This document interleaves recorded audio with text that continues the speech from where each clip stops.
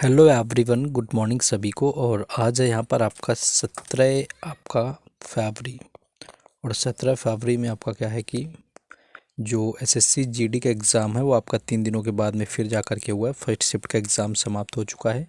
हर शिफ्टों के पीडीएफ और उनमें आए हुए क्वेश्चन हम आपको टेलीग्राम चैनल और व्हाट्सएप चैनल पर प्रोवाइड कराते हैं। उनके लिंक डिस्क्रिप्शन में दिए गए हैं। Then go and must join them.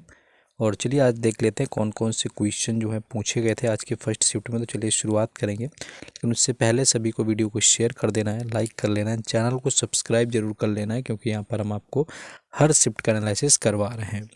पहला क्वेश्चन पूछा गया है कि सोनल मान सिंह को आपका क्या है कि पद्म विभूषण कब मिला हुआ था। तो सोनल मान सिंह की बात करें तो इस क्वेश्चन का 2003 राइट आंसर था। 2003 के अंदर सोनल मान सिंह को पद्म विभूषण मिला। इनसे और क्वेश्चन क्या पीवाईक्यू में पूछे गए। पहली चीज़ तो इनका डांस फॉर्म पूछते हैं, जिसमें कि एक आपका होता है भरतनाट्यम, और भरतनाट्यम के साथ में ओडिसी, यानी भरतनाट्यम और ओडिसी दोनों डांस से ये रिलेटेड है। और सबसे कम उम्र की नृत्यांगना है, यानी कि सबसे कम उम्र की, यानी कि यंगेस्ट डांसर हैं जिनको पद्म पुरस्कार मिला। ये चीज़ भी पूछ लेते हैं, सबसे कम उम्र की कौन थी, तो सोनल मानसिंह ही थी। इनको पद्म भूषण कब मिला, ये विभूषण तो 2003 में हुआ, पद्म भूषण मिला हुआ था 1992 में। ये भी कई बार पूछते हैं कि पद्म भूषण कब मिला हुआ था। 1987 में क्या मिला हुआ था, संगीत नाटक अकादमी पुरस्कार। तो इतने सारे फैक्ट याद रखना है सोनल मानसिंह से रिलेटेड, तो इनसे ज़्यादा अलग कुछ नहीं पूछा जाता है जब भी इनका नाम आता है। नेक्स्ट क्वेश्चन है कि 2024 में दिल्ली का मुख्यमंत्री कौन बना। यानी कि वैसे तो आप सभी को पता है कि केजरीवाल रहे हुए हैं, यानी कि केजरीवाल जो है मुख्यमंत्री रहे हुए हैं।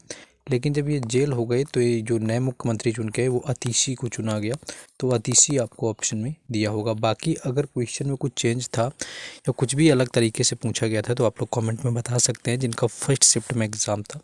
बाकी अतीशी पूछा होगा, क्योंकि 2024 में ही ये क्या है सीएम बनी हुई थी जब केजरीवाल को जेल हो जाती है, एलिगेशन लगते हैं उन पर।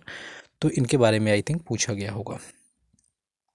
हाँ, एक क्वेश्चन आपका देखिए, काटी बिहू आपसे पूछा, या फिर आपसे ये पूछा हो सकता है कि असम का फसल उत्सव कौन सा है। देखिए ये कुछ भी पूछते हैं, टोटल बात करेंगे इसके बारे में। पहली चीज़ तो बात करें जो बिहू होता है, जा कर के बिहू ये असम राज्य से रिलेटेड है, यानी कि असम स्टेट से रिलेट करता है बिहू। और एक साल में इसको सेलिब्रेट किया जाता है 3 बार। 3 बार इसको सेलिब्रेट करते हैं। ये भी कई बार पूछते हैं कि कितने बार ये सेलिब्रेट किया जाता है। पहली बार ये सेलिब्रेट होता है जनवरी में, जिसको हम लोग जानते हैं माघ बिहू के नाम से। माघ बिहू बोल सकते हैं, या इसी को भोगाली बिहू भी बोलते हैं, यह चीज़ याद रखना है। और ये जो उसके बाद आता है अप्रैल में। अप्रैल में आपका काटी बिहू होता है, इस चीज़ को भी याद रखना है। काटी जो बिहू होता है जा कर के ये आपका अप्रैल में होता है। उसके बाद अक्टूबर में होता है जा कर के ये आपका रोंगाली बिहू होता है, इस चीज़ को याद रखना है। तो रोंगाली बिहू हो गया, माघ बिहू हो गया, काटी बिहू हो गया। कई बार इनके महीने पूछ लेते हैं, कई बार स्टेट पूछ लेते हैं, अलग अलग तरीके से पूछा जाता है, तो इस चीज़ को याद रखना। और बिहू का क्वेश्चन तो मोस्टली ही आता है, तो आई थिंक सभी को ही पता रहता है क्वेश्चन। नेक्स्ट है कि 5वीं पंचवर्षीय योजना का उद्देश्य आपसे पूछा था, या फिर ये पूछा था कि गरीबी हटाने का उद्देश्य किस पंचवर्षीय योजना का था। तो देखिए जो गरीबी हटाओ का नारा है ये दिया गया था 5वीं पंचवर्षीय योजना के अंदर, याद रखना है। 5वीं पंचवर्षीय योजना में गरीबी हटाओ का नारा दिया गया था। और एक और काम हुआ था, पहाड़ी विकास कार्यक्रम, यानी कि जो पहाड़ी विकास कार्यक्रम थे उनको भी पंचवर्षीय योजना में शुरू किया गया था। साथ ही साथ इसमें आत्मनिर्भरता की भी बात करी गई थी, तो आपको याद रखना है। नेक्स्ट हम लोग अगले क्वेश्चन में आते हैं।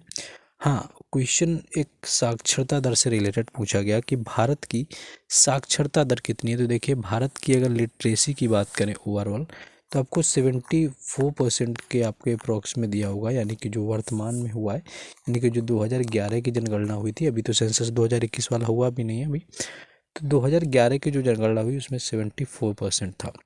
और यही जब 1947 में पूछते हैं जाकर के तो ये 18% थी, यानी कि 1947 में 18% थी लिटरेसी रेट ओवरऑल इंडिया की। और सबसे हाईएस्ट जो रहती है वो केरल की होती है, ये चीज़ भी यहाँ पर पूछ लेते हैं, इस चीज़ को भी याद रखना। तो ये क्वेश्चन आपका लिटरेसी रेट से रिलेटेड आपका पूछा गया था, तो इस क्वेश्चन को भी ध्यान रखेंगे। नेक्स्ट जो क्वेश्चन पूछा गया कि 2022 में एशियन गेम में ध्वज वाहक कौन था, यानी कि फ्लैग बियरर यहाँ पर पूछा गया था। तो 2022 की बात करें तो सबसे पहली चीज़ तो ये आपका आयोजित हुआ था जाकर के चीन में। 2022 वाला चीन में होता है, 2018 वाला इंडोनेशिया में हुआ था। और ये जो उद्घाटन यानी कि इसमें दो तरह से फ्लैग बियरर होता है, एक तो उद्घाटन समारोह होता है और दूसरा होता है जाकर के समापन समारोह। तो उद्घाटन समारोह के समय पर जो ध्वजवाहक थे उसमें थी हरमनप्रीत सिंह, जो कि फीमेल हैं, हॉकी से रिलेटेड है हरमनप्रीत सिंह, और दूसरी थी लवलीना बोरगोहन। तो लवलीना बोरगोहन जो कि बॉक्सिंग से रिलेटेड है, तो लवलीना बोरगोहन और हरमनप्रीत जो सिंह हैं, ये जो स्टार्टिंग हुआ था यानी कि उद्घाटन समारोह में तब ये लोग थी।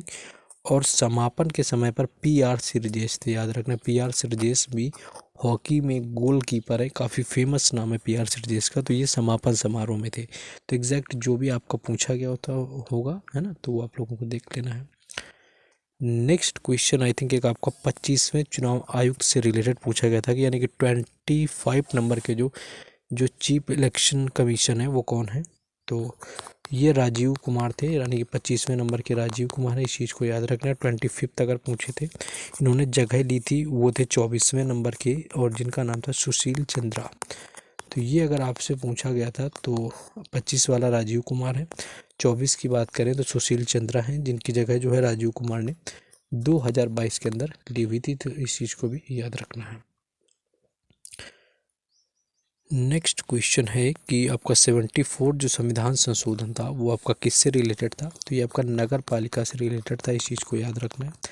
नगर पालिका से आपका रिलेटेड था, और इसमें नगर पालिका के कितने विषय दिए गए थे ये क्वेश्चन भी पूछते हैं। तो 18 विषय इसके अंदर जोड़े गए थे। तो ये नगर पालिका से आपका रिलेटेड था। तो ये क्वेश्चन जो है यहाँ पर आपका नगर पालिका से रिलेटेड पूछा गया, और यही क्वेश्चन थे ऑलमोस्ट जो कि मिल पाए। बाकी जो मैक्सिमम क्वेश्चन होंगे मिलेंगे वो मैं हमेशा की तरह टेलीग्राम चैनल और व्हाट्सएप चैनल पर डाल दूंगा। साथ ही साथ आपको PDF भी प्रोवाइड करा देता हूँ विद एक्स्ट्रा फैक्ट सॉल्यूशन।